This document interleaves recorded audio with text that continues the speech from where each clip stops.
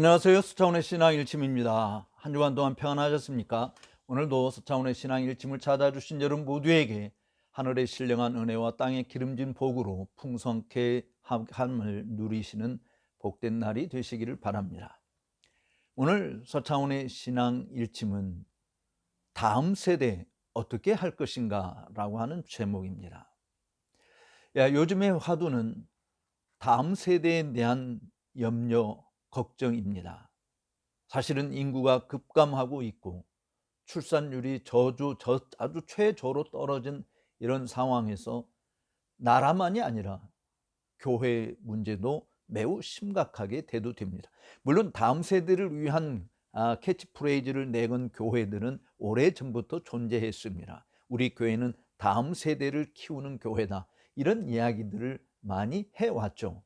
그럼에도 불구하고 전반적으로 한국 교회의 현상은 주일학교의 급감과 성도들 수의 그 감소가 지금 교회가 심각한 위기에 봉착해 있다라고 하는 것을 표현하고 있는 것입니다. 사실은 제가 지난번에도 말씀을 드린 것처럼 쇠하는 교회, 흥하는 교회라고 하는 책을 쓴 것도 사실 이런 부분들을 해소하기 위한 하나의 단면적인 어떤 대안을 말씀드린 것입니다만은, 오늘 저는 특별히 이 다음 세대 문제, 개혁교회의 입장에서 어떻게 할 것인가라고 하는 부분을 말씀드리려고 합니다. 얼마 전에 개혁 포럼에서 이런 주제로 다음 세대와 개혁교회라는 주제로 포럼을 가졌었는데, 그때 발제하신 두 분의 귀한 목사님들이 이구동성으로 이야기한 것이 있습니다.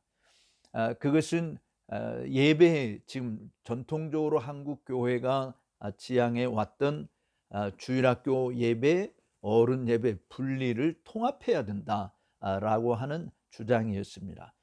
저는 제가 목회하면서 오래전부터 그 일을 실시해 왔었습니다마는 지금 그것이 가장 큰 화두로 떠오르고 있는 것 같습니다. 즉 교회 교인들의 감소와 다음 세대를 위한 교육을 어떻게 할 것이냐라고 하는 대안으로 지금 분리된 예배를 통합해야 된다라고 하는 주장이죠. 사실 이것은 오래전부터, 이미 구약시대에서부터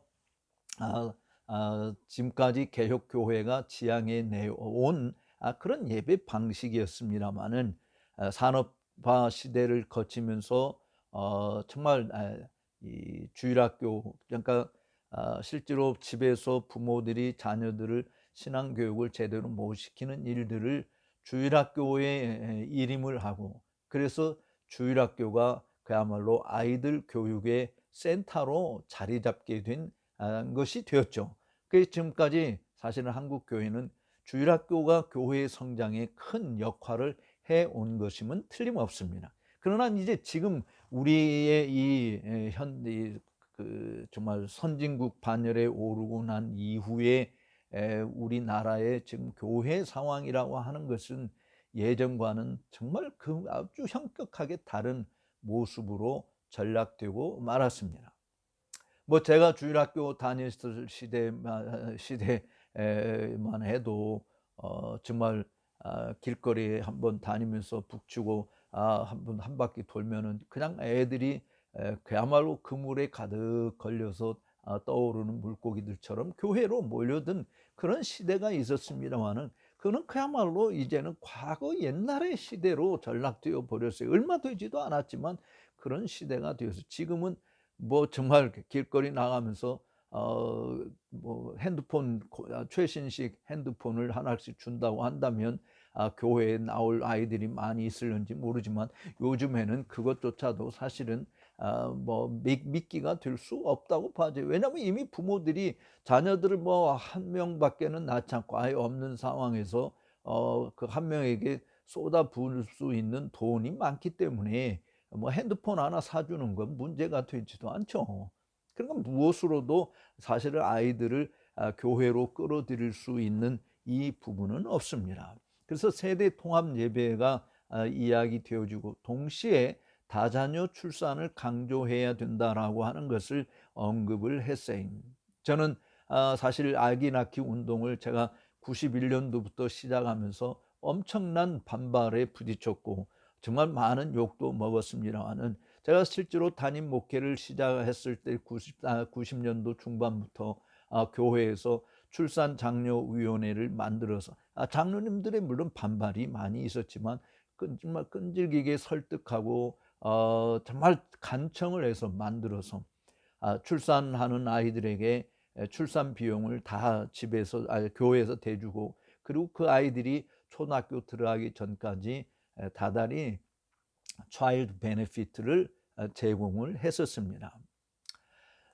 물론 그때에도 사람들은 뭐 다 정신 나간 짓을 한다고 비난을 많이 했었어요. 그러나 그와 같은 일들을 하면서 정말 출산이 저조해져가고 있는 그런 사회 속에서 당시 제가 목회했던 교회, 즉 나라가 2005년도부터 출산 장려 운동을 시작할 때 그 당시 1.2명이었던 때 제가 목회했던 교회에서는 3.1명으로 나와 있었거든요. 그러니까 교회에서 그런 정책을 오랫동안 펴면서 사실은 교회가 주일학교 수 그 당시 주일학생들이 200여 명 정도밖에는 되지 않았는데, 그중에 영아부 유아부 합친 것이 바로 영유아부 합쳐서 바로 100명이 넘을 정도로 아이들이 버글버글 됐던 모습을 기억하고 있습니다. 사실 다자녀 출산 문제, 이거는 교회만이 할 수 있는 부분이에요.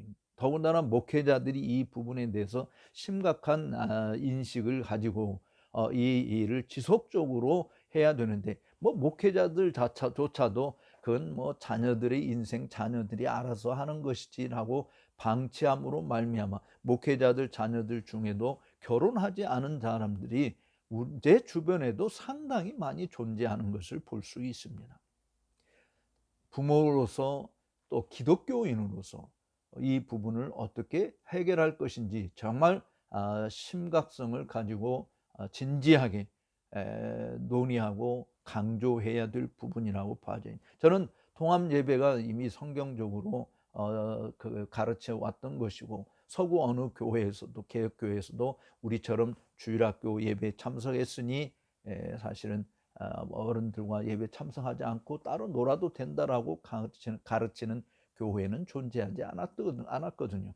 그래서 정말 어른들과 아이들이 함께 예배하는 일이 매우 중요하다라고 저는 생각을 합니다. 아이들은 그 예배에 참석하면서 자신들이 함부로 돌아다닐 수 없다라고 하는 것을 알게 되어지고 통제하에 있다라고 하는 것을 보게 되어지는 것이죠. 물론 이렇게 할 때 이 제기하는 것 중에 가장 많은 것이 어른들의 설교는 어려워서 아이들이 못 알아듣는다라고 하는 부분을 제기합니다. 뭐 틀린 말은 아니에요. 일리가 있습니다. 일정 부분 맞는 말입니다. 그렇기 때문에 목사는 사실은 통합 예배를 하게 될 때에 아이들도 충분히 이해할 수 있는 언어를 사용하는 것이 매우 중요하죠. 그래서 목사는 정말 언어 사용에 많은 노력을 기울여야 되는 것은 틀림없습니다. 그리고 단어를 설명해 주는 그런 정말 친절한 배려의 모습들도 우리 모두에게 요구되는 것이죠. 그렇지만 또 하나 우리가 잊어버려서는 안 될 것은, 하나님의 말씀은 하나님의 영의 감동하심으로 받아 적은 것이고, 그 말씀을 풀어 증거할 때 성령의 역사가 있음을 우리가 잊어서는 아니 됩니다. 최근이 아니라 오래전부터 한국 교회 안에 또 세계 교회에서도 어린이 성경이라고 하는 것이 등장을 했어요. 이번에 포럼에서도 발제자 한 분이 어린이 성경 사용에 대해서 이야기한 것이 있었습니다. 제가 나중에 끝나고 질문할 때 그 부분에 대해서 이런 반박을 했었어요. 토라를 우리에게 주셨을 때 모세가 하나님 이것은 아이들에게 어려우니까 아이들을 위한 토라를 따로 만들까요? 하나님께 묻지도 않았고 그렇게 하지도 않았다. 그리고 이스라엘의 쉐마 교육, 신명기 6장에서 이야기하는 쉐마 교육에서 하나님께서 우리에게 주신 이 율법의 말씀, 이 성경 말씀을 자녀들에게 부지런히 강론할 것을 요청한 거 아니냐. 그렇기 때문에 아이들이 어른들이 사용하는 성경, 그 성경을 그대로 어려서부터 듣고, 어른들이 부르는 찬송 어려서부터 듣고 배우면서 그 내용을 부모가 집에서 차근차근히 설명해 주는 일을 통해서 그 아이들의 영적 수준이 성장하는 모습들을 경험해야 되는 거 아니냐. 아이들 때만 부르고 어른이 되어서는 부를 수 없는 노래를 교회에서 가르치는 것은, 교회가 가지고 있는 이 가르침이라고 하는 것은 항상 현시적이고 일시적인 부분이다라고 하는 것을 무언으로 말하고 있는 거 아니냐라고 하는 것이죠. 그러나 성경은 어디에서도 어린이용 성경, 어린이용 찬송가를 따로 제작하라고 가르쳐 준 적이 없다라고 하는 것을 우리가 알고, 또 실질적으로 기독교 역사에서도 그와 같은 일들은 존재하지 않았던 것입니다. 그러므로 부모의 책임, 자녀들을 어떻게 양육할 것인가, 주의 교양과 훈계로 주님을 아는 지식 가운데서 자라게 해야 할 책임은 교회에 있는 것이 아니고 부모에게 주어진 책임이다. 특별히 언약적 개념에서 더 그렇잖아요. 우리 자녀들이 하나님의 언약 우산 속에서 정말 그 언약의 모든 특권과 복락을 마음껏 누리며 자라도록 이끌어야 될 책임이 바로 부모에게 있는 거 아니겠어요? 그리고 교회가 해야 할 일은 부모가 그런 일들을 집에서 잘할 수 있도록 자녀의 그 필요한 보충 재료들을 제공해 주는 것이 필요한 것이죠. 그래서 제가 목회할 때는 사실은 주보를 일주일치 말씀 묵상 부분, 가정에서 함께 묵상할 내용들을 프린트해서 다 주보를 일곱 페이지로 이렇게 만들어서 제공했던 적이 있었습니다만은 참 목사의 수고와 땀이 많이 필요로 하는 것인 것은 분명합니다. 그래서 성도들이 주님의 진리 안에서 같은 신앙 고백을 하는 가운데서 자라도록 하는 것이 필요한 것이죠. 아이들도 예를 들어서 주일날 같이 통합 예배를 함으로 인해서 엄마 아빠가 들었던 말씀, 아이들이 들었던 말씀 같은 거잖아요. 그래서 집에 가서 집에서 오늘 하나님께서 말씀으로 다가오신 것이 어떤 것인지를 자녀들과 함께 나누는 이 일이야말로 서로 자녀들과 함께 대화할 수 있는 좋은 기회가 되지 않겠습니까? 엄마 아빠 세대 차이, 이 차이 때문에 자녀들과 소통이 안 되는 일들이 사회적인 큰 문제로 대두되고 있는 것은 틀림없습니다. 어떻게 아이들과 부모가 이 장벽이 없이 소통이 잘 될 것인가, 그런 질문을 저도 이런 포럼에서 질의응답 시간에 받은 적이 있습니다. 그래서 제가 대답해 드린 것은 사실은 가정 예배의 적극적 활용이다. 다음 세대를 위한 진짜 문제 해결은 집에서 가정 예배를 하는 것이다라고 하는 그 제안을 드렸습니다. 우리가 매일 할 수 없는 상황 속에 처해져 있지만 그래도 하루에 한 번 정도는, 최소한 한 번 정도, 우리 예배 모임에서는 가정 예배를 하루에 2번 하라고 했습니다만은 최소한 한 번 정도는 집에서 자녀들과 함께 예배하면서 자유스럽게 정말 대화를 나눌 수 있는, 하나님 말씀 안에서 교제할 수 있는 일들을 통하여 자녀들이 서스럼 없이 엄마 아빠에게 묻고, 또 손주들이 정말 할아버지 할머니들에게 서스럼 없이 질문이 있을 때 묻고, 이런 대화들을 나누는 가운데서 믿음이 성장하게 되어지고 하나님을 아는 지식 가운데서 자라는 것을 맛볼 수 있는 거 아닌가라고 하는 것이, 사실 다음 세대에 대해서 무슨 특별한 대책이 있다라고 가르쳐 주지 않습니다. 성경에서 말하고 있는 것은 여호수아와 그 시대의 사람들을 알지 못하는 다른 세대가 태어나서 정말 여호와께서 이스라엘 백성들을 행하신 일들을 전혀 나누어 줄 수 없는 다른 세대가 등장하는, 오히려 지금 우리가 살고 있는 이 시대가 그런 거 아닌가요? 뭐 선교사 후원 내지 후보생들이 없다라고 하는, 근데 한번 생각해 보십시다. 우리나라 선교사님들이 세계에서 미국 다음으로 많이 파송되어서 일을 한다고 이야기하잖아요. 몇만 명이지 않습니까? 근데 그들 중에 물론 싱글로 일하는 분들도 상당수가 있습니다만은, 그러나 대부분은 다 결혼해서 가정들이 가 있는 것이에요. 그럼 그 선교사님들이 선교 현장에서 정말 엄마 아빠가 어떻게 하나님의 역사를 드러내고 있는지를 눈으로 보고 귀로 듣고 몸소 체험하면서 자란 아이들이지 않습니까? 근데 왜 그 아이들이 그 고귀한 일에 나서지 않을까요? 대부분의 선교사님들 자녀들이 아빠 엄마 뒤를 이어서 선교지에서 뼈를 묻겠다라고 하는 심정으로 나가 일하는 자들이 별로 없다라고 하는 것은 분명히 우리에게 부모된 우리들 자신들에게 문제가 있는 거 아니겠습니까? 하나님이 물론 부르셔야 선교사로 나가고 목사가 되고 하는 것이죠. 하나님이 안 부르시면 할 수 없는 것입니다. 그렇지만 예를 들어서 일반 사회에서도 대부분 교육자, 그러니까 교사들의 가정, 뭐 교수들 부모를 뒀다든지 또는 법조인을 부모를 뒀든지 할 때 그분들의 자손들이 대부분 다 그런 교육계에 종사하든지 법조계에 종사하는 일들이 존재하지 않아요. 그리고 또 뭐 정치가들 집안에서는 또 정치가들이 계속 대를 이어서 나오기도 하고요. 목사도 역시 마찬가지로 목사의 뒤를 이어서 정말 계속 후손들이 목사를 하고자 하는 자손들이 나오게 되는 것이죠.